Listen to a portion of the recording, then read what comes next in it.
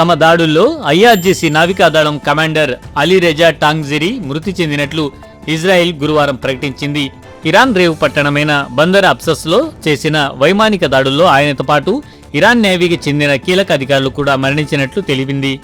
అలీరెజా టాంగ్జిరి సుమారు 10 ఏళ్లుగా ఆధునికీకరణ, సరికొత్త సాంకేతికతల వినియోగంతో ఐఆర్జీసీ నావికా దళాలను బలోపేతం చేశారు.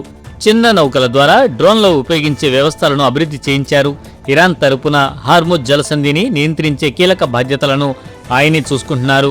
జలసంధి మూసివేత, నౌకలపై నిఘా, దాడులు, సముద్రపు మందుపాతల ఏర్పాటు, వాణిజ్య నౌకల ప్రయాణానికి అనుమతులు వంటివన్నీ అలీరెజా పర్యవేక్షించారని ఇజ్రాయెల్ రక్షణ వర్గాలు వెల్లడించాయి. ఇదిలా ఉండగా పశ్చిమాసియాలో కాల్పుల విరమణ కోసం మధ్యవర్తిత్వ ప్రయత్నాల్లో భాగంగా అమెరికా, ఇరాన్ మధ్య సందేశాలను చేరవేస్తున్నామని పాక్ విదేశాంగ మంత్రి ఇషాక్ దార్ వెల్లడించారు. తుర్కీయే, ఈజిప్ట్తో పాటు మరికొన్ని దేశాలు సహకరిస్తున్నాయని తెలిపారు.